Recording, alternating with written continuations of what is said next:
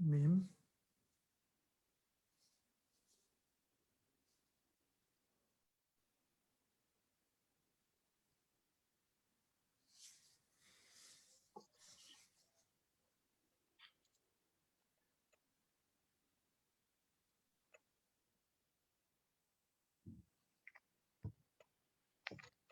Estimados lectores,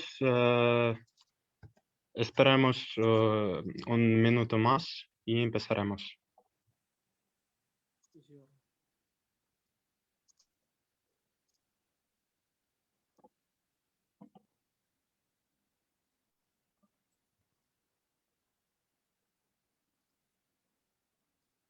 Vale, creo que podemos empezar. Buenos días a todos. Me complace darles la bienvenida a nuestro evento y hoy trataremos de profundizar en la vida de Juan Bautista Alberti, figura clave en la historia de Argentina. Estudió jurisprudencia, fue el miembro de la generación 37 que promovía ideas demócratas y liberales y uno de sus logros más importantes fue preparar el terreno para la nueva constitución de Argentina y de hecho se le puede considerar como el padre de la constitución argentina. Pero no quiero descubrir más detalles y ahora quisiera dar la palabra a Federico Calvo, historiador y politólogo argentino. Federico, por favor, quisiera dar la palabra a usted. Dale, muchas gracias, Daniel. Bueno, acá como todos saben, buen día a todos. Es un poco más de día que allá, estamos a las 9 de la mañana, pero nada, encantado de estar acá con ustedes como siempre, como cada mes. Es una actividad que más allá de las tareas habituales que le comentaba Daniel, eh, me encanta estar, digo, es un espacio que a mí me reservo porque lo disfruto mucho. Bueno, hoy hablamos de Alberdi, tipo singular, sin dudas. Digo, sí, es correcto todo lo que dice Daniel, vamos a profundizar un poco más, pero va por esas líneas generales que están muy bien trazadas. Eh, ¿Cuál es el tema con Alberdi? Alberdi es miembro de la generación del 37 o generación de Mayo, vamos a explorar por qué, y vámonos. Hoy se pone un poco más escabroso el tema, un poco más político, histórico, va en un mano a mano entre las dos. Y después reservé un lugarcito para la discusión con la gran polémica nacional. Este libro, si lo puede después conseguir el centro, es excelente, que son debates con Sarmiento, el otro gran ideólogo. No, esta vez no vamos a tratar las bases y puntos de partida para la organización nacional, que es el libro de cabecera de Alberti, digamos. Es este como el que ordena y dice, bueno, por acá, por estas líneas generales, tendría que ir la nueva constitución. Pero me decidí por los viajes de Alberti, viajes y descripciones, de editorial, ya les digo, Claridad. Bueno, para el que estuvo presente en la charla de Mansilla de viajes, es un poco más duro, bastante más duro que Mansilla, pero bueno, tiene algunas impresiones que también son muy interesantes, como estuve marcando. Eh, bien, ¿por qué? Bueno, el punto es, ¿por qué leemos Alberdi? Digo, es una gran pregunta, me las hacen cuando estoy cursando, actualmente bueno, estoy recibiendo también de sociología, estoy terminando mis estudios. Dice, bueno, ¿por qué leemos a los clásicos? Me parece una pregunta muy interesante también para plantearla acá. ¿Por qué estamos leyendo Alberdi? ¿Por qué, dice, Fede, por qué venís con esta propuesta de Alberdi? Que la verdad, bueno, puede ser importante, no ejerció funciones de gobierno, sí, bueno, fue diputado, fue jurisconsulto, pero no tuvo un rol como central. A ver, uno se imagina los padres fundadores, por ejemplo, de Estados Unidos, que bueno, los tipos estaban escribiendo y después eran presidente o era vicepresidente y después cambió. No, bueno, ¿por qué Alberti? Bueno, porque también, digamos, narra de alguna manera una parte de esa historia que ya venimos tratando con Sarmiento en nuestro primer encuentro ya hace mucho tiempo, de civilización y barbarie, del Facundo, digamos, que fue nuestro segundo encuentro. Eh, Narra todo esto, tiene una mirada sutil, un poco distinta, matizada. Bueno, ahí lo estamos viendo, ahí lo arrancamos a ver. Bueno, ambos, con Sarmiento digo esto también, es inclusivo, son miembros de la generación de Mayo, generación de 37. Es la primera generación de argentinos nacidos en libertad. ¿Qué quiere decir esto? Ustedes hace, por ejemplo, ustedes hace unos 20 días estaban festejando el Día de la Victoria, importantísimo. Digamos, nosotros también estuvimos de fiesta el 25 de mayo, que es nuestro primer gobierno patrio. ¿Es la ruptura definitiva con España? No, eso va a venir el 9 de julio de 1816, que nosotros declaramos la independencia. Pero el 25 de mayo fue una suerte de autonomía local. Dijimos, está bien, en ese momento, imaginemos contexto mundial, guerras napoleónicas. Napoleón, antes de irse para Rusia en 1812, fue a pelear a España. 1808, lo que hace es, con la fuerza de Bayona, encierra al rey español, a Fernando VII, y pone a su hermano como emperador de España. En ese momento salen juntas alrededor de España, juntas de gobierno, y dicen, nosotros representamos al rey. Bueno, en América hicimos lo mismo. Desde, digamos, desde el grito de Hidalgo en el norte en México hasta en Buenos Aires empezaron a dar juntas de gobierno, pasando también por Caracas, con Bolívar. Digo, fue un proceso, se quiere, panamericano, digo, americano, no panamericano, pues después eso fue diviniendo en uniones y separaciones, pero bueno, es otra historia. Bueno, en la Junta de Buenos Aires dijeron, nosotros juramos fidelidad a Fernando VII, pero la verdad es que empezamos a hacer nuestro camino al andar. O sea, ese proceso va a llevar a un proceso de cada vez más latente de la independencia, una separación con España. Bueno, Alberdi y Sarmiento son hijos de eso, digamos, en algún sentido.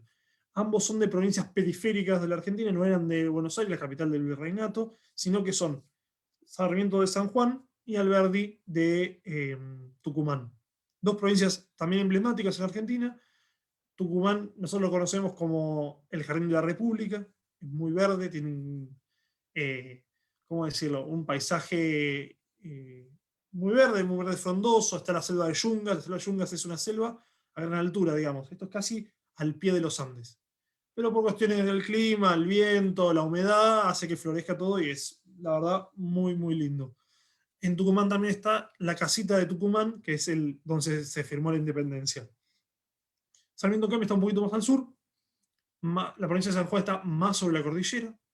Tiene que ver también mucho con la actividad minera y la actividad vinitícola. Es una gran provincia productora de vino. Por ejemplo, Tucumán, en cambio, es de limones, de azúcar, etc. Bueno, ambos nacen 1810 Sarmiento, 1811 Alberdi. Digo, ahí.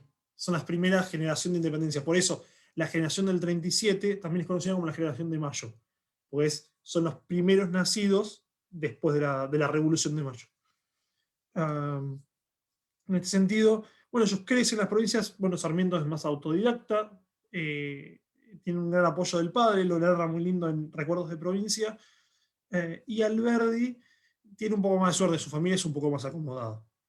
Entonces ellos dicen que cuando Alberdi va a estudiar, Derecho en la Universidad de Buenos Aires, en la que yo estudio, digamos, que cumple 200 años hace poquito, que es interesante porque hay una sola beca para el interior. Entonces se becaban muchos chicos de Buenos Aires, lógico, también educación para varones nada más. Y bueno, y hay una sola plaza para el interior del país. Bueno, y la competencia estaba entre Sarmiento y Alberdi. Valga la redundancia, digo, ya esa polémica, antes de esta gran polémica nacional, ya había una suerte de polémica. Gana Alberdi, lo que dice la historia es que Alberdi tenía un par de contactos políticos que, bueno, dijeron, es por acá, y Sarmiento, que digamos, también es una construcción que Sarmiento hace, es, bueno, yo tengo mi intelecto. Bueno, es muy interesante los dos tienen trayectorias muy interesantes. Sarmiento va a ser presidente, Alberdi no, va a ser diputado. Si sería una suerte, si diputado, nosotros tenemos un congreso bicameral, representa a la población, no a la provincia. Así que bueno, eso como para tenerlo en cuenta. Después de esto, ahora sí se recrudece, o sea, tiene una doble faceta esta generación de Mayo. ¿Por qué? Porque durante sus años de vida política, o sea, ya su juventud, pensemos 20, 27 años, que se da el 37, se produce la irrupción de otro gran fenómeno en la política argentina, que es el rosismo. Sarmiento lo va a describir. Rosas es el tío de Mansilla, para que el que estuvo en la clase pasada, la conferencia pasada, lo asocie. Rosas es el hombre que organiza la Confederación Argentina. Dice, basta de anarquía, pero al mismo tiempo no termina, o sea, los organiza, disciplina, pero al mismo tiempo no organiza la Constitución. O sea, no le da una ley a la Confederación. Lo que ustedes podrán decir con algún problema, yo al principio lo pensaba también, en nuestra educación es, pero bueno, Rosas no organizó el país. Bueno, con la Constitución, bueno, claro, está bien, no hay ningún problema. Yo después, más de grande, me di cuenta en unos primeros ensayos de tesis de grado, que hay otro, digo, lo sabía, pero digo, la asociación de ideas fue hace hasta muy poquito. Inglaterra tampoco tiene constitución.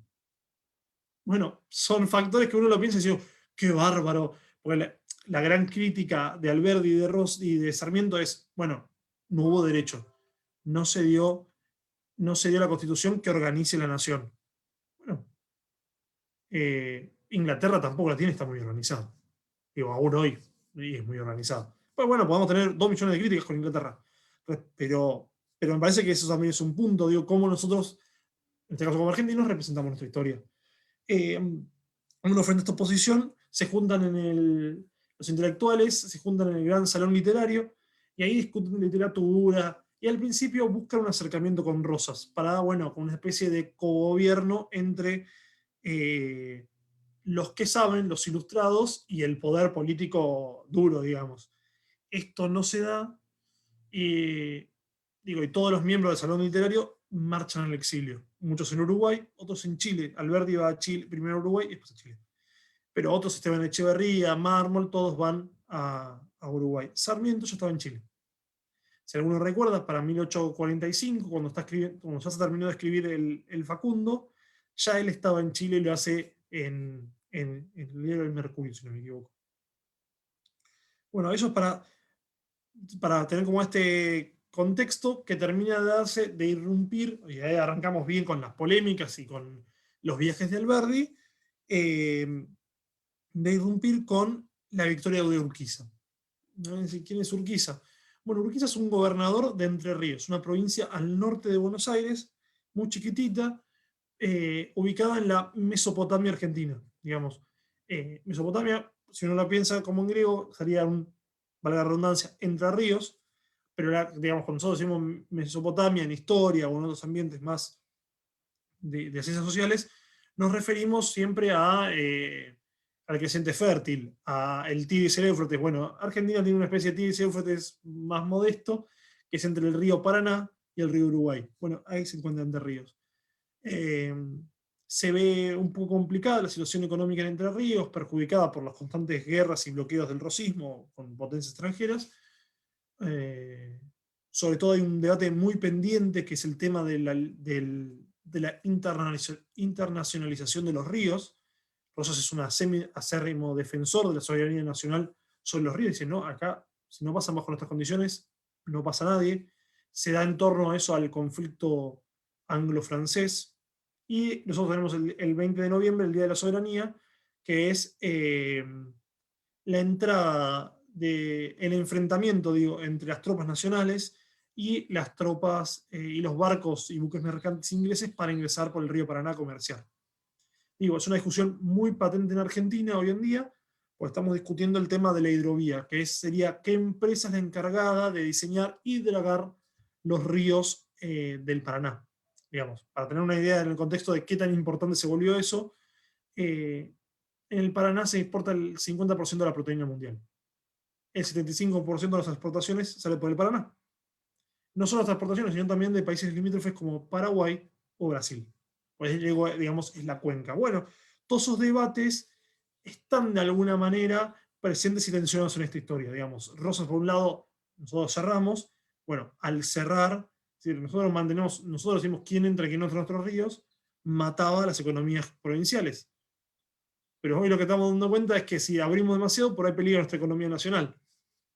Bueno, son debates que vuelven. Digo, al Sarmiento Alberdi están a favor de, si tenés ríos, hay que surcarlos. Digo, pensemos en cierta manera, en el Mississippi de los Estados Unidos. Podría también ser el Volga, pero no tiene este sentido de, ¿cómo decirlo? Sí, para comenzar, de la internacionalización. Bueno, eso para acá. Bueno, entonces Urquiza se revela Rosas en el llamado pronunciamiento de Urquiza en 1851 y organiza un gran ejército. De hecho, los libros de Sarmiento se llaman Campaña en el Ejército Grande y como el diario privado de campaña del Ejército Grande. ¿Qué es? ¿Qué significa? Este ejército va a amalgamar a todos los que estaban en contra de Rosas para retarlo a una batalla final, digamos. Que serían el Imperio Brasilero. Recordemos que Brasil hasta 1888 seguía siendo imperio.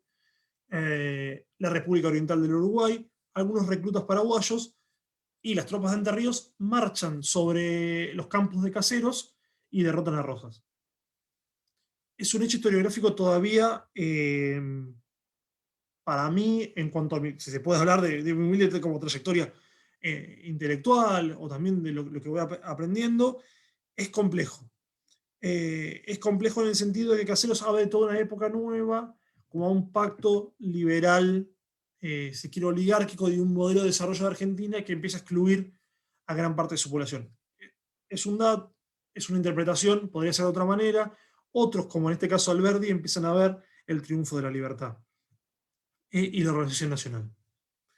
Es complejo al mismo tiempo porque son las provincias o la provincia mesopotámica la que se alza en contra de Buenos Aires, que era como es todavía hoy el gran centro comercial e industrial de la Argentina. En ese momento no podemos hablar de industria, pero sí podemos hablar de cierta actividad protoindustrial.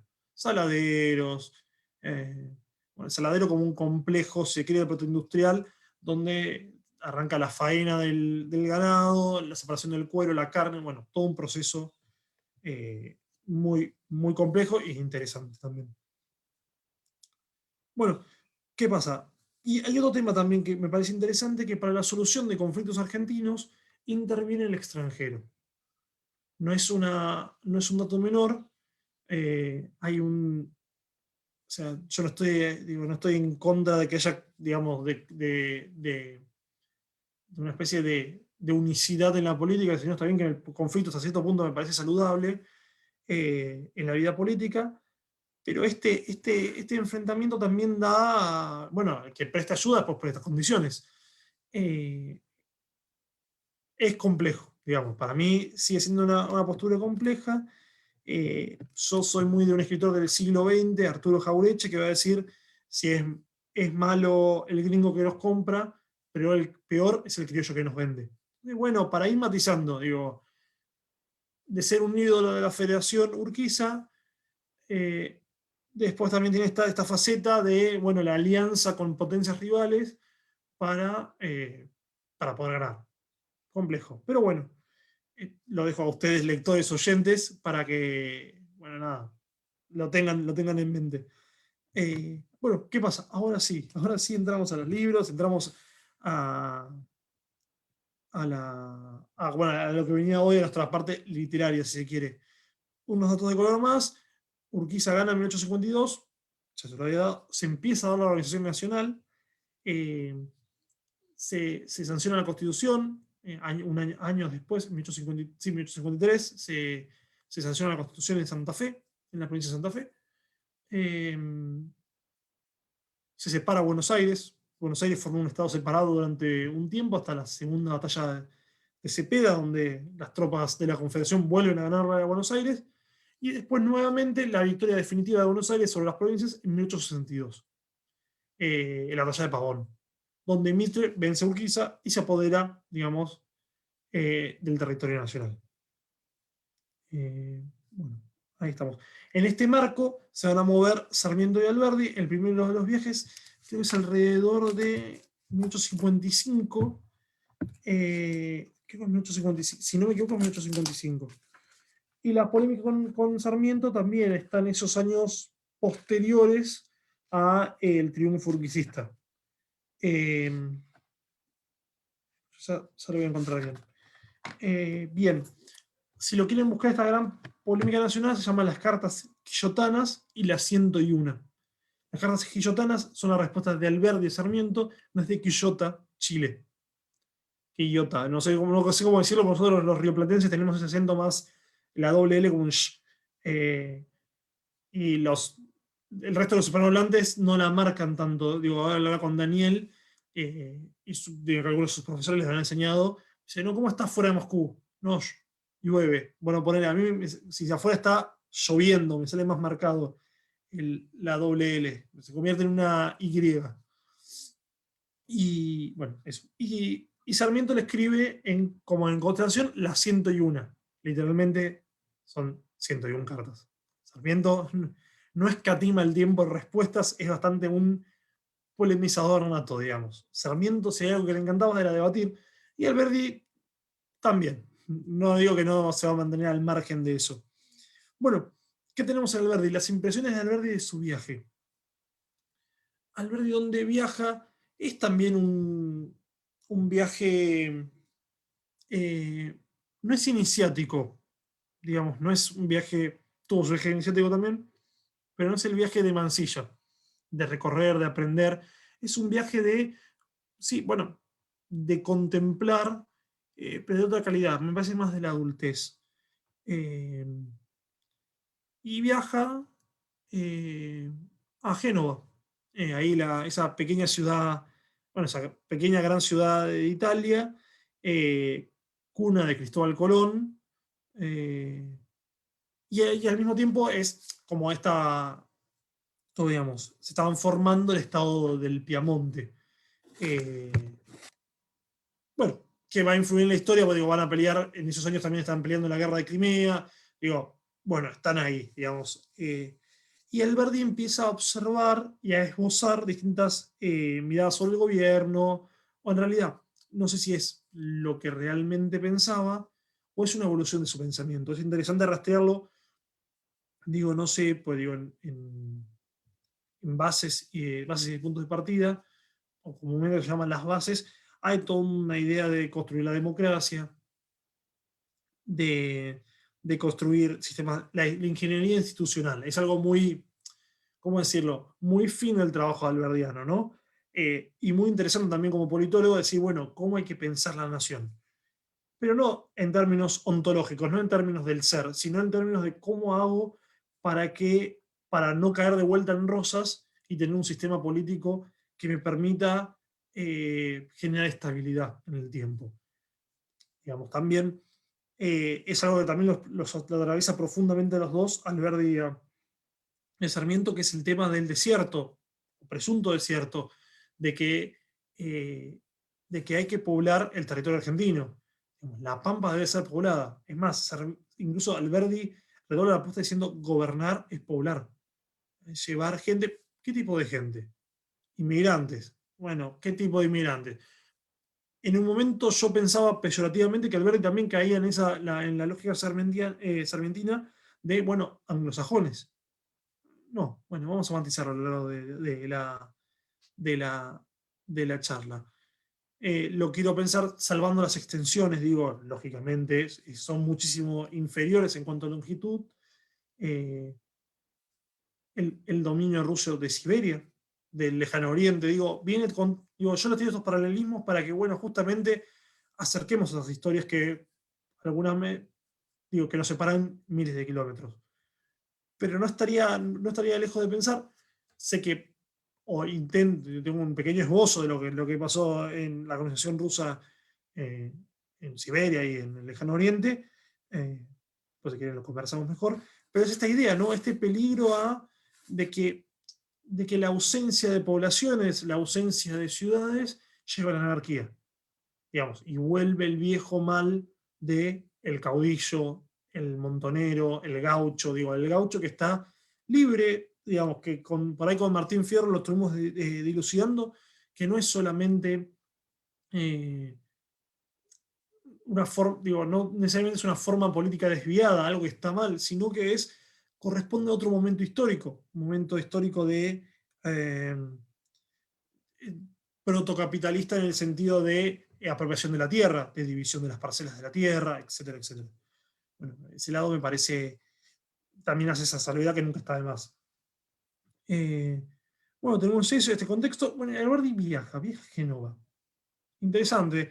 Bueno, pertenece al reino del Piemonte. Digo, todavía faltan unos años para la unificación italiana, que sea en 1871, con Mazzini y Garibaldi. Lo que es interesante de Garibaldi es que Garibaldi pelea contra Rosas en el sitio de Montevideo y después emancipa y unifica a Italia.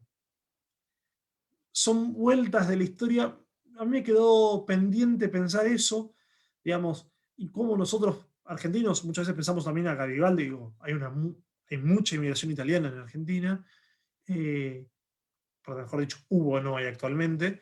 Eh, en ese sentido, pensarlo también de esta manera, nosotros, por intereses nacionales, Garibaldi no tendría que ser como un gran amigo. Sin embargo, tenemos mucha estima eh, por ahí, por la unificación italiana, gran movimiento, pero no por ahí en el Río de la Plata. Y entre lo cercano y lo lejano, por ahí nosotros nos confundimos, elegimos lo lejos y rechazamos lo cercano. Bueno, para discutir también, ¿no? Esto es aplicable a todo pueblo. Eh, bueno, yendo a Génova, ¿qué ve? Bueno, no para directamente en Génova. Al principio para, que también me pareció muy interesante en Alberdi, o sea, como la parte, ¿cómo decirlo? Soberana, digamos, no... eh, sí, discusiones sobre el tema de soberanía. Recordemos que para 1823 las Islas Malvinas, si alguno recuerda la guerra entre Argentina y Gran Bretaña en 1982 por las islas, bueno, las islas, el archipiélago malvinense de la Soledad y la Gran Malvina, también las islas circundantes, por ejemplo, Sandwich, Orcadas, Shetland del Sur, eh, bueno, y eso es claramente la antesala de cualquier reclamación soberana sobre la Antártida. Bueno, más cerca de ustedes en cuanto a geografía está la cuestión de Gibraltar, que enfrenta tanto a, bueno, se enfrenta a los españoles con Gran Bretaña. Dice, bueno, acá les traigo la cita, dice, a las 12 del día estamos a un cuarto de milla de Gibraltar. La bandera de Albión, como se refiere a Gran Bretaña, no diré flameaba, pues había sobrevenido la calma, sino dormía al pie de la roca de Calpe, anunciando modestamente el derecho británico fundado en 300 piezas de artillería. Ah, bueno, resumió, digamos. Ya después de eso no hay nada más que decir. Digamos, eh, es más o menos como Gran Bretaña asegura el derecho a Malvinas, pero con eh, esa, si quiere, sutileza, ¿no? Esa sutileza en la contradicción. No hay más derecho que 300 piezas de artillería. Digo, si no las tuvieran, no tendría nada que hacer ahí. Y recordemos que también, después si lo vamos a trabajar en alguna conferencia, la fuerza es el derecho de las bestias. Entonces, a eso hay una preocupación eh, alberdiana en el derecho, no en el sentido académico, puede serlo de alguna manera. De hecho, este libro está empapado de eso. No que los sardos, que esto, que usan el código de tal, bárbaro, eso no hay ningún problema. El tema es que el derecho como ordenador, como reglas de juego claras, pensemos no ni en teoría de juegos todavía, digamos, una aproximación que sea estadounidense a esto en el siglo XX, sino el derecho como, a ver, si quiere, primera generación de derechos políticos, civiles, que van acompañados de la transformación capitalista, digamos. Eh, es uno y el otro, van juntos. Faltará después el siglo XX para incorporar los derechos sociales, fundamentales, digo, para mí mucho más interesante y más rico. Pero bueno, es una buena base para ir, bueno, discutiendo otras cosas, digamos, también. Eh, Discúlpeme también porque no conté el principio, perdón, Alberti hace una descripción de su Tucumán natal. Eh, eh, bueno, y hace ya desde el principio, bueno, Tucumán es una provincia mediterránea, digamos, no está conectada ni por ríos ni por costas a ningún océano, ni río, ni cauce de agua, eh, dice Alberti, ¿no? Agotar los mares sería sumir las naciones en la servidumbre y en la barbarie. La libertad moderna de la Europa es natural de una isla. La libertad, como los cines y las musas, ama las orillas de las aguas. Bueno, es interesante también, ahí les sigo, si las musas habitaran los bosques, las musas un día buscan los ríos y los mares. Hijas de la libertad y del progreso, aman la cuna de sus padres. Bueno, ahí está, hay un tema también recurrente de asociar libertad, democracia con talasocracia, digo, con el poder del mar. paradójicamente, digo, no es, digo, hoy en día la soberanía del mar argentino está, digo, no está cuestionada en el punto de vista formal legal, salvo la usurpación malvina de las islas, en las Islas Malvinas. Pero sí es un lugar de caza eh, y de expropiación de recursos por parte de potencias extranjeras, sean chinas, japonesas, españolas, vienen, no saben que el mar, la zona económica exclusiva son 200 millas, bueno, pescan en la 201, pasan a la 190 y roban una gran cantidad de riquezas citícolas. Eh, para pensarlo de esta manera, digo, lo que dice Sarmiento, bueno, Alberti, perdón, vamos a usar el mar, digo, estar en contacto, bueno, ni una cosa ni la otra, digamos. Yo en esto, ahí yo leí un teórico ruso, no sus obras principales, sino sus conferencias acá en Buenos Aires, eh, Alexander Dugin, más allá de lo que, digamos, pueda o no significar a nivel político, yo lo rescato ahora, no quiero polemizar con ustedes eso, sino su nivel académico, eh, pensarlo como esta civilización del mar, hasta las ocracias, digamos, Estados Unidos, Gran Bretaña, y perdón, las religiones, y las civilizaciones de la Tierra, ¿no?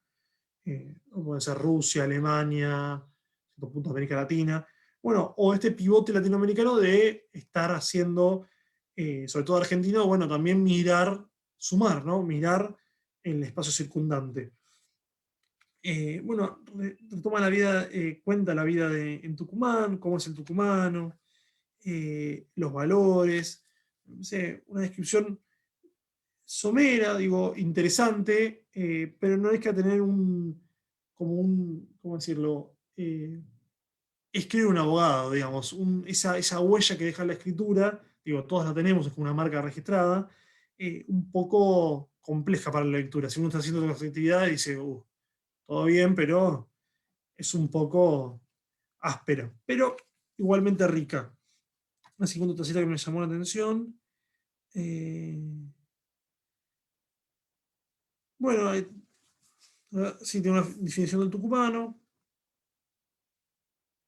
Bueno, dice, acá distingue como las dos clases, porque ahora yo estoy viendo, el plebeyo tucumano tiene por lo regular fisonomía atrevida y declarada, ojos relumbrantes, rostro seco y amarillo, pelo negro crespo a veces, osamenta fuerte sin gordura, músculos vigorosos, pero con apariencia se enseña, cuerpo flaco en fin, y huesos muy sólidos. Sin embargo, bajo este aspecto insignificante, abriga frecuentemente un alma impetuosa y elevada, un espíritu inquieto y apasionado, propenso a las grandes virtudes o a los grandes crímenes, rara vez vulgar o es un hombre sublime o peligroso. Bueno, esta es una definición que me encanta de Tucumán, de Alberdi, de Tucumán también, digamos, es una provincia que conozco levemente, no estuve en la capital, estuve en Tafí Viejo y Tafí del Valle, unas ciudades también importantes de la provincia. Pero esto, ¿no? Esto me hace acordar directamente si uno al Critón de Sócrates le dice, bueno, si están disputando Sócrates con Critón, le dice, Sócrates te van a matar, escapate, más o menos es el argumento de todo el diálogo, y le dice, no, bueno, si el pueblo es capaz de las peores cosas, también es de las cosas más sublimes. Bueno, acá Alberti la rescata esa cita y la pone en boca de los tucumanos, que creo que es verdad, digo, si hay algo aguerrido es como el tucumano en Argentina. Desconozco si hay alguna nacionalidad dentro de Rusia o algún pueblo que se destaque por la bravura. Digo, para mí, en el Rusia, todos, pero no nosotros tenemos como definidos dos provincias donde su población es muy aguerrida. Corrientes es una y Tucumán es otra. Digamos, también lo que hace Alberdi hace un rescate, si quiere, histórico, en decir, el que aseguró la independencia argentina, la libertad argentina, fue la batalla de Tucumán. Digamos, vienen desde el norte, desde el altiplano boliviano, vienen las tropas españolas. Se da el llamado éxodo jujeño. En Jujuy es una provincia fronteriza con Bolivia, se da una especie de política de tierra arrasada. Belgrano, el general del ejército, retrocede, pierde Salta, tierra arrasada. Llega a Tucumán, prepara la defensa y de Tucumán vuelve a reconquistar esos territorios perdidos. Habla también mucho de esa bravura tucumana, destacable también. Bueno, y ahora, bueno, para cerrar esta fisonomía tucumana, dice, el tucumano de la primera clase tiene por lo común fisonomía triste, rostro pálido, ojos hundidos y llenos de fuego. Pelo negro, talla se enseña, cuerpo flaco y descarnado. Movimientos lentos y circunspectos. Fuerte bajo un aspecto débil, meditabundo y reflexivo, a veces quimérico y visionario. Lenguaje vehemente y lleno de imaginación como el del hombre apasionado, y lleno de expresiones nuevas y originales. Desconfiado más de sí que de los otros. Constante amigo, pero implacable enemigo. Suspicaz de tímido, celoso de desconfiado. Imaginación abultadora y tenaz. Excelente hombre cuando no está descarriado, funesto cuando no está perdido. Bueno, de vuelta. Bueno, y Alberti llega a una síntesis que también me parece muy interesante. Por grandes que sean por otra parte las diferencias que existen entre estas clases, ellas están, no obstante, sujetas a muchas circunstancias que les son comunes a ambas. Digamos, también hay que pensar en este sentido que Alberti es medio también hijo de toda esta tradición iluminista. Pensemos en Montesquieu, cómo el clima afecta a las poblaciones, etc. O la geografía tiene una incidencia en las poblaciones. Bueno, eh, interesante también. Digo, como la descripción etnográfica. No, bueno, tiene esto, lo otro. Es interesante porque al mismo tiempo es como me quedo en la etnografía en los rasgos físicos y paso a lo que piensa. Bueno, común también del siglo XIX, también común en el verde, como uno lo debe hacer, pero muy, muy interesante. A ver, bueno, cierro con esta porque ahí encontré la cita, está muy buena, dice, eh, bueno, cuenta estos resabios, si se quiere, recuerdos de la guerra de independencia. Dice, entre la ciudadela y la casa del general Belgrano se levanta humildemente la pirámide de Mayo, que bien parece un monumento de soledad y muerte. Y ahí cuenta lo siguiente. Dice, un hilo de agua que antes fertilizaba estas delicias, hoy atraviesa solitario por entre ruinas y acalorada fantasía ve más bien correr las lágrimas de la patria. Pero estos objetos tienen para mí un poderío especial y excitan recuperados en mi memoria que no causarían otra. El campo de las glorias de mi patria es también las delicias de mi infancia. Digo, esta cosa no, la patria, digamos, en un sentido también simbólico, semántico, la patria como el padre, ¿no? O madre, la madre patria, digamos, digamos, si patria viene de pater, del latín, es la madre patria, estamos jugando con las palabras todo el tiempo. Es también el campo de mi infancia. O sea, yo me crié donde se crió, donde se forjó la historia argentina. No donde se forjó intelectualmente, no se forjó a sablazos, a sangre y fuego. Ambos éramos niños, está. La patria argentina tenía mis propios años. Yo me acuerdo de las veces que jugueteando entre el pasto y las flores, veía los ejércitos disciplinares ejercicios disciplinares del ejército. Me parece que aún veo al general Belgrano cortejando en su plana mayor recorrer las filas. Me parece que oigo las músicas y el bullicio de las tropas y la estrepitosa concurrencia que alegraba estos campos. Bueno, fundamental, digo, es muy lindo, digamos. Tiene estas como estos girones, si se quiere, estas afirmaciones que lo dejan a uno como diciendo, bueno, te encontré Alberto, te encontré este lado sensible y es muy interesante. Bien, ahora para ir ya acelerando, porque también yo estoy haciendo una cuenta del tiempo. Eh, bien, ¿qué hay que pensar en la obra de Alberti? Bueno, vamos por un lado, inmigración y educación. Y por el otro, el derecho. Necesitamos unas reglas claras de juego claras, educar. Es una idea compartida con Sarmiento, ¿no? Hay que educar al soberano, hay que educar al que mañana manda, al que mañana va a elegir diputados, senadores, presidentes, lo que sea. Bueno, y ahí vamos, dice, por nosotros el virtuoso general Belgrano se arrojó en los brazos de la mecindad, desprendiéndose de toda su fortuna que consagró la educación de la juventud, porque sabía que por ella propiamente debía dar el principio de la verdadera revolución. O sea, las revoluciones, hay una, digamos, como podemos, hay que vivirlo si se quiere, en un primer momento de efervescencia revolucionaria, de choque de fuerzas, de guerra, y después, bueno, pensarlo también desde el punto de vista educativo. La revolución pasa por otro lado, por la educación. De hecho, Sarmiento, que es el gran padre de la patria, muere en pobre, empeñando todo, tenía sueldos atrasados, no le pagaban, lo que tenía para fundar escuelas. Digo, es muy interesante. ¿Por qué? Porque ahí está la clave de la independencia definitiva, en que puedan educar a su población y después, bueno, no, digo, no encuentro letrados, no era una república de letrados, sino una república pensando justamente en un bienestar material también. En el sentido soberano, industria propia, después eso se va a transformar en capacidades bélicas, digamos, no tanto para enfrentamiento, no para atacar, no hay una política expansionista, sino de que no te vengan a atacar, de una política estrictamente defensiva. Bien, bueno, volviendo a Génova, Alberti viaja a Génova, cuenta, la pasa bien, digo, tiene relatos someros de, bueno, ¿qué fue a hacer a Génova? Si tenemos a Mansilla que escalaba las pirámides de Egipto, en Génova Alberti va a preguntar por dónde bautizaron a Cristóbal Colón.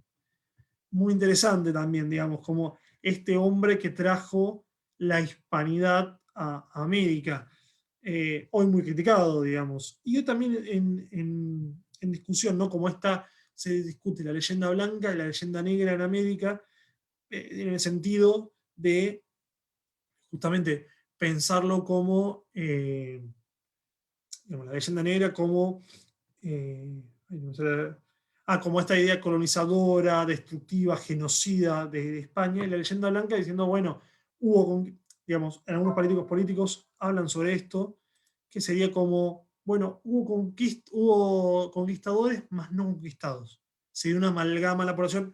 Lógicamente, mi crítica de esta postura sería, y también hubo genocidio. Digo, puede ser por enfermedades, puede ser también por el trabajo en la mitad de las poblaciones originarias. También está, digamos. Pero bueno, traía con esto por la figura de Colón, que es polémica, digamos. En ese sentido, es el que hable como las puertas del infierno para los pueblos originarios de la América, eh, que descubrieron que al mismo tiempo se llamaban americanos. Digo, es una locura también pensarlo así. Eh, bueno, interesante para pensarlo, nada más, eso. Eh, y ahí recupera y uso primero, que es interesante, es que Alberti señala, bueno, ojo, vengo acá a Italia, pasé por España, lo interesante de ver esto es la civilización romana, cómo la antigua civilización romana se expandió por Europa y cómo nosotros somos herederos de ese legado de alguna manera. Diciendo, bueno, entonces estaban los romanos, conquistaron España, conquistaron un montón de territorios, en base a eso llega después la conquista de América. Bueno, bárbaro. Lo que está diciendo es, nosotros tenemos un tronco cultural, civilizatorio ligado a Roma y España, digamos, a los romanos y España. No en cuanto a dependencia intelectual, sino también del origen del derecho, desde el origen de la filosofía, de un montón de cuestiones, diferenciándose como del grupo anglosajón, de la civilización anglosajona, digamos. Tenemos más que ver con los, es decir, con el derecho romano que con el derecho anglosajón. Hice que es muy interesante para poder, ay, me perdí, perdón. Para poder llevar la inmigración a Argentina, es necesario esto, aprovechar esto, nuestras similitudes culturales, y no traer gente que se va a ser extraña en nuestras tierras, por un proceso también de asimilación. Ahora, y este punto, y ahí hacemos el salto directo a la polémica con Sarmiento, es, bueno, él va y discute observa, toma nota de todas las organizaciones de Génova. Dice, bueno, está el rey. Acá no hay libertades políticas. Nadie vota, manda el rey, está el consejo del rey, pero es un consejo medio consultivo, digo, en el sentido bien de consejo de cáscara vacía, digamos. Tenemos como sí, bueno, pero en realidad el que toma decisiones es el rey. Puede pedir auxilio, pero la última palabra la tiene él. Sin embargo, dice, está el derecho. Y ese le da un puntapié de esperanza. ¿No? Dice, está el rey Carlos Alberto posee ya la gloria de haber escrito su nombre al frente del Código Civil sardo. Napoleón aprendió del emperador Justiniano el secreto de inmortalizar un nombre sin el auxilio del bronce ni del mármol. Y ciertamente que la soberbia fundición de la Francia de Vendôme. Bueno, y del arco que hace a la extremidad de los Campos Elíseos. Bueno, ¿qué es lo que está diciendo? Que si la educación también es el camino, el derecho también. O sea, es esto, de convertirse en un gran estratega militar, en un gran, digamos, para nuestras tierras y para nuestro objeto de estudio, un caudillo, a instaurar el reino del derecho. Ese fue el mejor legado, digamos. Y también es una discusión muy patente dentro de la Revolución Francesa. Si vemos como los últimos desarrollos historiográficos de François Furet, eh, está toda esta tensión de, bueno, hay que atomizar la Revolución Francesa, ¿no? Por un lado, sé que se aleja de nuestro objeto de estudio, pero ya retomo. Por un lado, la parte de la revolución propiamente dicha eh, hasta el 92, que es la erupción jacobina, la época termidoniana, y Napoleón, que Napoleón es medio raro, digamos. Napoleón vendría a ser eh, como el producto último de la revolución y su verdugo. Bueno, está la discusión patente en eso. Digamos, Albert está metido en esa discusión y dice, bueno, acá viene Napoleón, arrasó con todo, arrasó con el feudalismo y trajo el código. Lo que dice Albert también muy pillo es, perdón, muy, pillo vendría a ser como, ay, ¿cómo decirlo?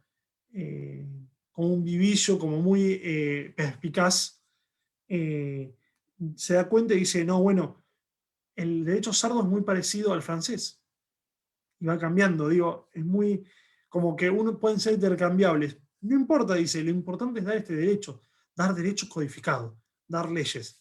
Es una preocupación enorme para el argentino de la posteridad. De hecho, ya durante la presidencia de Mitre Sarmiento de Avellaneda, ya se empiezan a dar los primeros códigos. Digo, es una tradición del derecho continental europeo. Lo tenemos nosotros como herederos, lo tienen ustedes también en Rusia. Entonces, eh, interesante también esa comparación.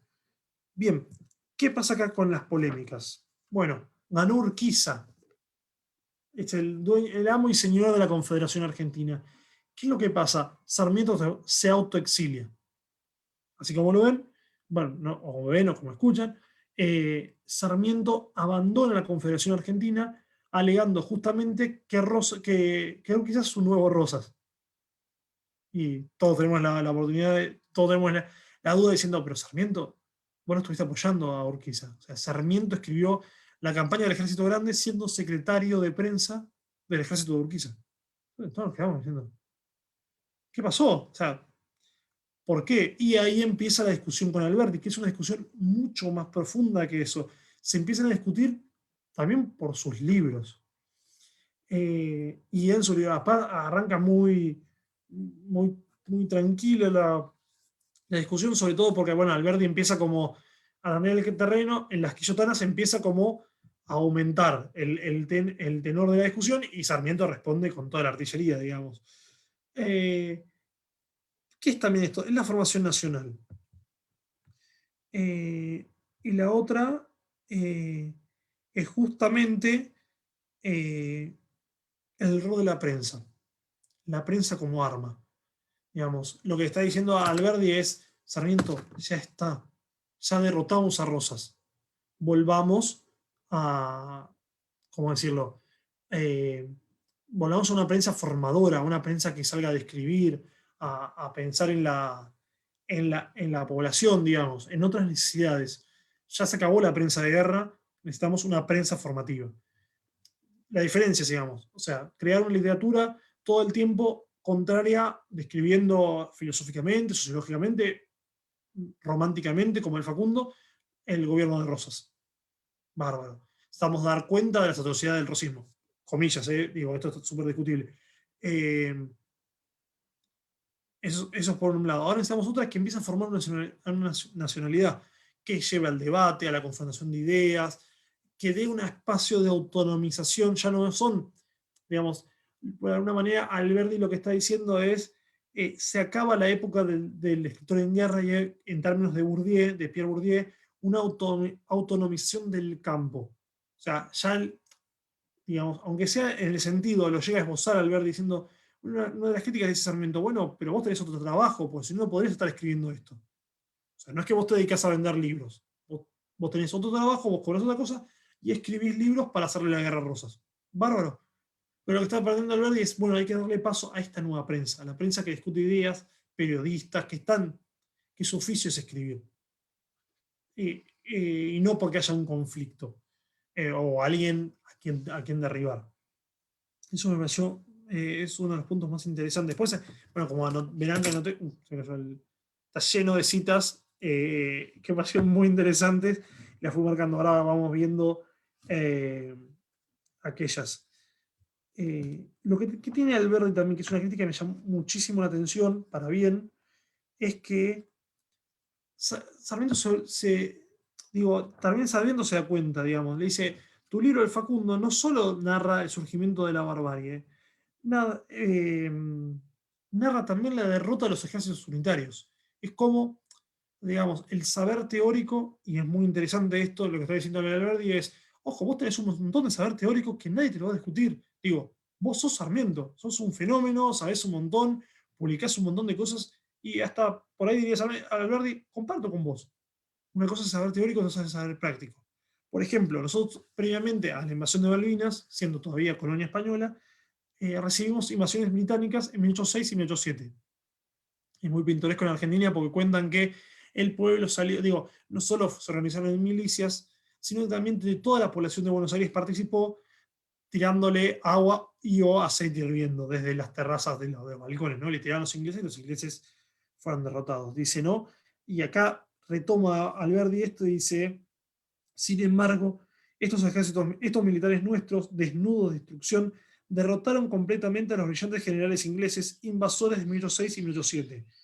Es el triunfo del saber práctico sobre el saber incompleto que viene de afuera. Es la ventaja de que conoce el terreno y emplea los medios de acción que él ofrece, sobre la que cae lo que trae conocimientos y medios de otro terreno diferente.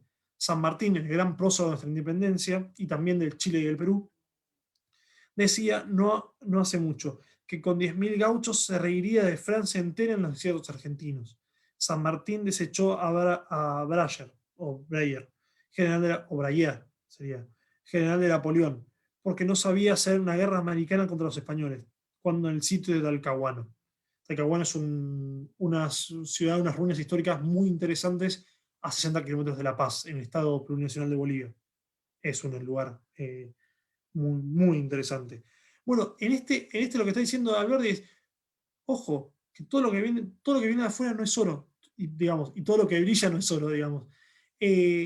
Ojo, tenés cuidado, porque te estás digo, Sarmiento también da cuenta en el Facundo, pero acá Alberti se lo remarca diciendo, ojo, no es todo lo que pinta Europa es lo mejor del mundo, sino que, bueno, tenés este dejo nacional, las ideas, ¿no? Las ideas en el suelo, en nuestro suelo.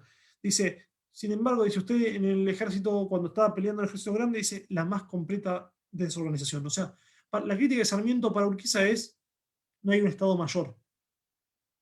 Digo, no es Napoleón. Bueno, pero ahí está el tema, ¿no? Ahí también hay también un punto que es necesario darle, no, sino darle la razón a Sarmiento para mí, como darle el beneficio de la duda, digamos, si, ¿cómo es que Urquiza hace la guerra para derrotar al tirano? Digamos, si el argumento es, hay que hacer la guerra para destruir al tirano Rosas, bárbaro.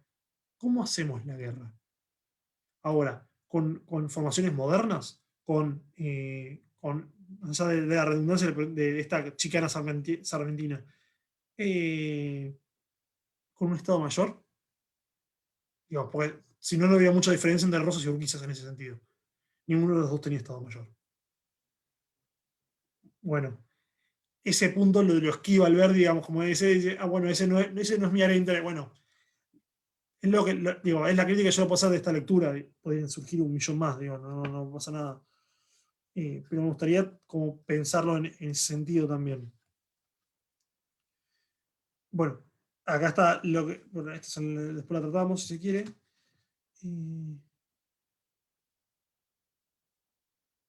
Bien, de vuelta, este error ya estuvo, dice. La prensa de combate y el silencio de guerra son armas que el Partido Liberal Argentino usó en 1827, y su resultado fue la elevación de Rosas y su despotismo de 20 años. Usted y sus amigos volvieron a la exaltación bisoña de aquel tiempo. No hace más que repetir los desaciertos del antiguo Partido Unitario, que usted mismo condenó en el Facundo en días más serenos, y que hoy, después de 20 años de elecciones sangrientas, pretende repetir sin tener excusa de los modelos. Bueno, a ver, a mí lo que me llama la atención de esta discusión es también una discusión muy de los griegos, en cierto sentido, del último Platón, digamos. O sea, si tenemos el Platón de la República que dice, bueno, no, acá hasta que lo dice muy, como muy, digamos, es un esbozo muy práctico. O gobiernan los filósofos, o hay un gobierno del rey filósofo, o los reyes se vuelven filósofos. No alcanza.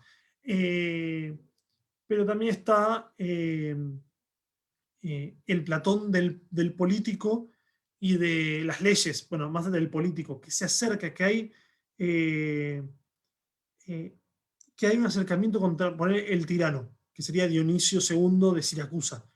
Eh, bueno, que Platón dice, bueno, vamos a formar un Estado, dale, haceme caso y vamos creando la República Utópica, digamos. Bueno, más o menos esto. O sea, lo que está diciendo Alberti es, ya está. O sea, se acabó el conflicto.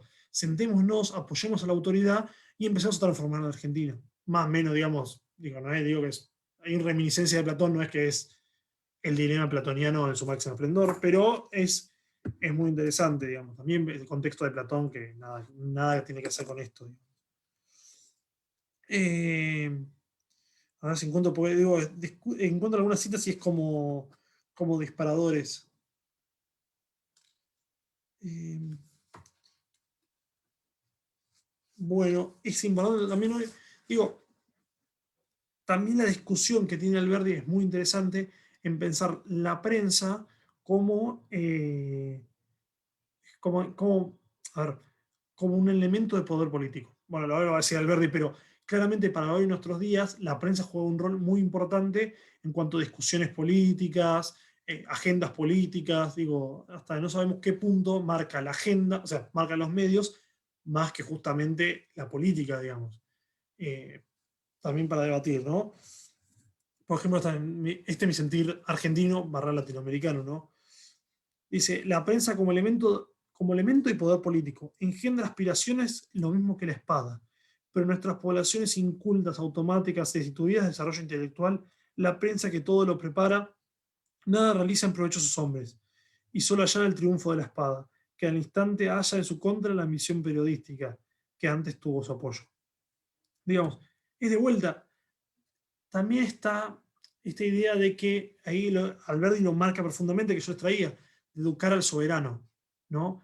Hay que pensar nuevamente, eh, nuevamente esto, eh, el soberano como alguien que le falta, digamos, ¿contra qué falta?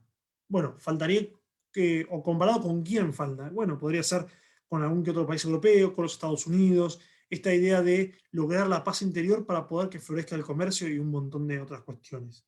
Digamos, con esto aparejado el desarrollo industrial, un montón de... Pero esta idea de destituidas de desarrollo intelectual.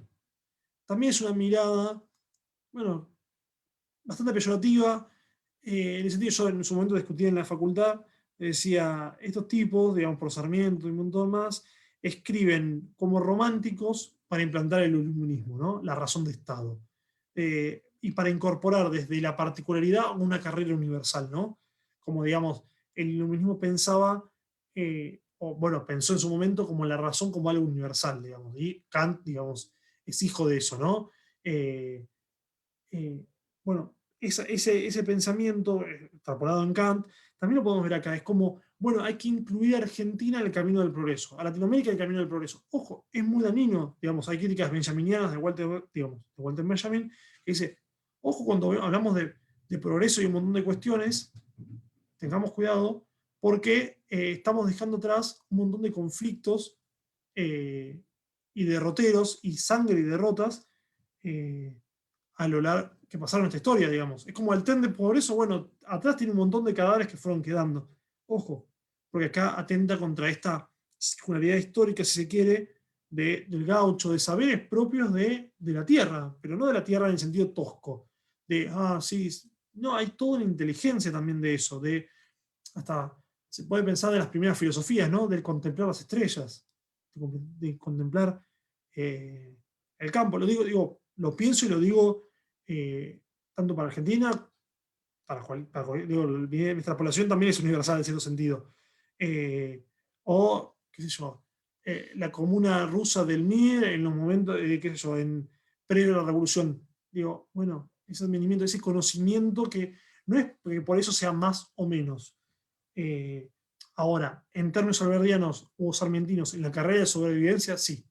Ahí sí comparto. Digo, bueno, en cierto sentido es lo que planteaba Alberdi y Sarmiento es, ojo, si nosotros no nos modernizamos, no damos el salto, nos pasan por arriba, nos van a venir a conquistar. Bueno, y ahí sí yo tengo como ese sentido de realismo de decir, está todo bien con el gaucho, valoro los medios sociales, cómo manejan la tierra, bueno, pero si yo quiero que Argentina no desaparezca, tenemos que hacer esto. Digo, no estoy justificando un montón de cosas, digo, lo pongo como para pensarlo, es decir, uno no puede eh, con producciones artísticas producir armas de manera artesanal cuando el mundo lo hace de manera industrial, porque vas a perder guerras, digamos, y eso amenaza la existencia del mismo Estado. Solo en ese sentido, no quiero hacer una revisión histórica, ni tampoco como entrometerme o sea, o llevar mi lectura a ese debate en ese momento, pero bueno, lo traigo como para colación y para reflexionar, ¿no? Digo, lo podemos pensar también en las reformas como de Pedro el Grande, un montón de esas reformas que van acompañados a decir, está todo bien con esto, no estoy en contra del pueblo, pero necesitamos hacer esto, que no podemos aguantar más guerras así. Bueno, es eso. A ver, si encuentro otra vez. Perdón si me fui demasiado por las ramas el día de hoy. Estaba como medio emocionado también con la lectura y encontraba eh, y la lectura como un montón de líneas de fuga interesantes para charlar. Eh, bueno, de vuelta con la prensa, dice, hablar de la prensa es hablar de política, del gobierno, de la vida misma de la República Argentina, pues la prensa es su expresión, su agenda y su órgano. Si la prensa es un poder público, la causa de la libertad se interesa en que ese poder sea contravesado por sí mismo. Toda dictadura, todo despotismo, aunque sea en la prensa, son asiagos de la prosperidad de la República. Importa saber qué pedía antes la política de la prensa y qué le pide hoy desde la caída de Rosas. Bueno, más claro, como decimos nosotros, más claro, echale agua. Eh, Esto. Y Alberti también tiene, no, yo no lo leí propiamente dicho, trabajé un poco en la facultad, era pensar que Alberti empieza estas transformaciones en sus primeros escritos, se llama la moda. ¿Por qué? Y uno dice, la moda, ¿qué era? Los últimos vestidos, no. Dice, pero la única forma de que las tradiciones hagan mella en la población, justamente, es en la moda. No digo patrones estéticos solamente, sino también en cuestiones repetitivas que se van enganchando. Digamos, es darle a un pueblo sus tradiciones. Digo, sin duda las tiene, los pueblos tienen, las teníamos antes, pero o es pasar como el cincelo y desempolvarlas, o armar algunas que terminen de formar. Digamos, esto es la constitución de un Estado, digamos, como decía al principio, en su infancia. Entonces, bueno, hay una mezcla de guía y parte, ¿no? Porque, ¿dónde es que Alberti se pone en la vanguardia de su Estado? Todavía en ciernes. Es raro, es interesante también. Siempre está este rol de los vanguardistas, ¿no? Decir, no, bueno, es por acá el camino. Es interesante también, digo, de vuelta, son cosas que se me vienen ocurriendo ahora. Hay mucha improvisación en esto. Así que después, ahora en 10 minutos, hacemos un corte y lo charlamos si tienen alguna duda o opiniones, ¿no? Eh, a ver si encuentro otra cita que me haya gustado. La leímos. Eh, bueno, ahí está la crítica, dice, ¿no? El escritor de este género, el caudillo de la prensa como gaucho de los campos, se distingue por su amor campestre a la independencia de toda autoridad. eh, a la indisciplina, a la vida guerrera, a la contradicción y de aventuras. Detesta todo yugo, aunque aún el de la lógica, aún el de sus antecesores. Libre como el centauro de nuestros campos, embiste la Academia Española con tanto denudeo como a las primeras autoridades de la República. La figura del centauro, ¿no? Bueno, hoy por ahí vuelvo a lo griego, digamos. El centauro Quirón es el que al mismo tiempo entrena a los héroes más famosos de la Grecia antigua, tipo Aquiles entre ellos, y al mismo tiempo es mitad bestia. Bueno, tiene esto también, ¿no? Con su pluma es un arma, una gran arma, pero sigue el servicio de la bestialidad, sigue en servicio de profanar el orden de las leyes. Dice, no, esta es la última parte, ataca tanto a la Academia Española, un punto, como a las primeras autoridades de la República. Vuelve, ¿no? Vuelve al ataque contra el orden institucional. Y de vuelta es interesante la figura del centauro por el, por el, por el caballo. El caballo en el Río de la Plata, esa cita no se las traje de viajes, lo que dice es, acá los paisanos de Génova raramente van a caballo, van todos a pie, como en el Río de la Plata, raramente vamos a pie, porque hay muchos caballos. Y ese juego también está presente. Y es muy interesante, digo, y el centauro evocando también estos jinetes, digo, jinetes expertos si lo sabía, en su momento era la caballería, por ejemplo, enterriana. No sé si ahí redundo alguna más con alguna cita, pero bueno, la idea es ir finalizando.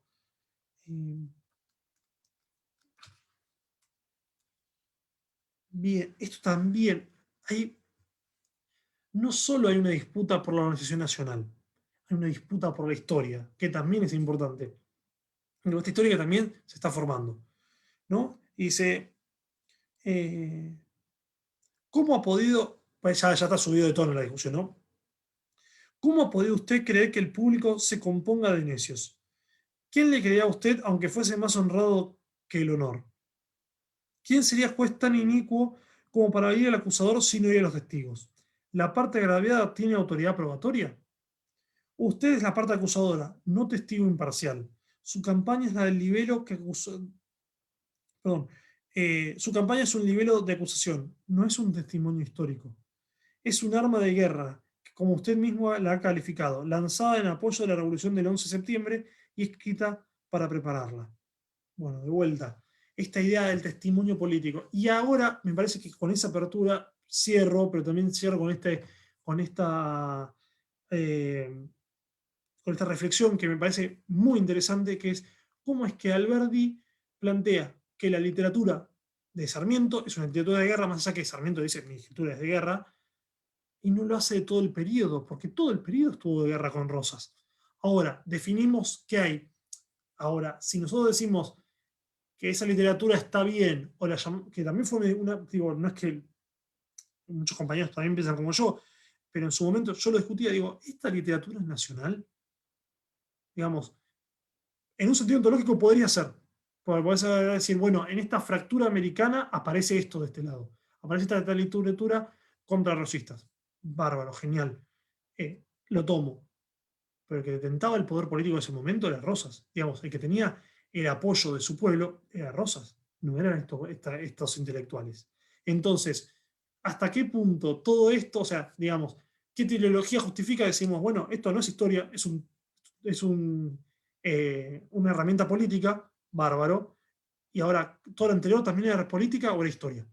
O cuando describimos esto, cuando llegamos a Rosa, estamos describiendo, comillas, las páginas más infames de la historia argentina. Bueno, ahí les dejo la discusión picando. Sé que en Rusia me cuesta contar un paralelismo a esta última salvedad, pero bueno, nada, quedará en usted. Hay otros, pero digo, con otras temáticas más profundas que no me gustaría entrar porque me parece que es para una charla más tendida y hay que hacer con sumo respeto también. Sí, no. Los dejo con preguntas, con dudas, con sugerencias. No sé. Estamos abiertos, tenemos un ratito todavía. Muchas gracias, Federico, por su conferencia. Estimados lectores, pueden escribir sus preguntas en el chat y ahora mismo vamos a responderlas. Y si esperamos las preguntas, si tienen, quisiera decir que sí, es una pregunta muy difícil. Hay que diferenciar entre los testimonios históricos y testimonios políticos, entre la historia y la política. Y Federico, como ha dicho, la historia está formando, ¿sí? Y hoy hemos examinado el periodo de historia muy importante, incluyendo el de Rosas. Y quisiera también decir que ha usado una frase filosófica. A mí me parece que la frase filosófica que es un viaje de recorrer, de aprender y de contemplar. Y me parece que gracias a usted podemos conocer mejor la historia y la cultura de Argentina Ah, y hacer, sí, hacer un viaje juntos.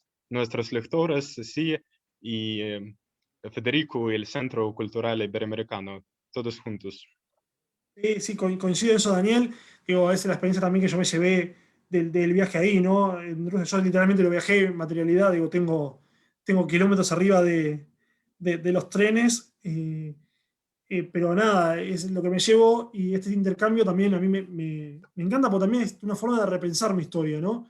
Nuestra historia, digo, yo lo tiro con paralelismo con Rusia, no para molestar, ni mucho menos, sino para hacerlo más ameno. Eh, Coincido en lo que dice también Daniel, ¿no? Esta cosa del testimonio político, pero más allá de las fuentes, porque uno puede encontrar, qué sé yo, eh, de Pravda, los escritos del diario, y después dice, bueno, esto en el contexto de la Rusia, de la Unión Soviética, bueno, bárbaro. Y otra cosa es que eso se vuelva la realidad. O sea, yo agarro y digo, bueno, está bien, esto es lo que ellos veían en esa época, y otra cosa es, ah, no, esto era realmente.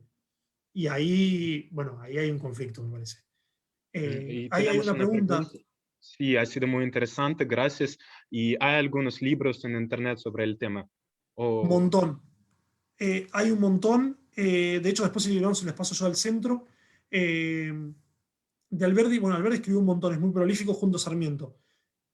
Si no, después les paso yo la editorial y el nombre de la gran polémica, pero tienen, creo que en Cervantes, que es todo de Ujú. lengua española, hay un montonazo de escritos. Lo más importante de Alberdi sería las bases y puntos de partida para la organización nacional, un libro también sencillo también. Eh, El crimen de la guerra, que tenía la duda de explicarlo o no, de contarlo o no, que es sobre la guerra del Paraguay.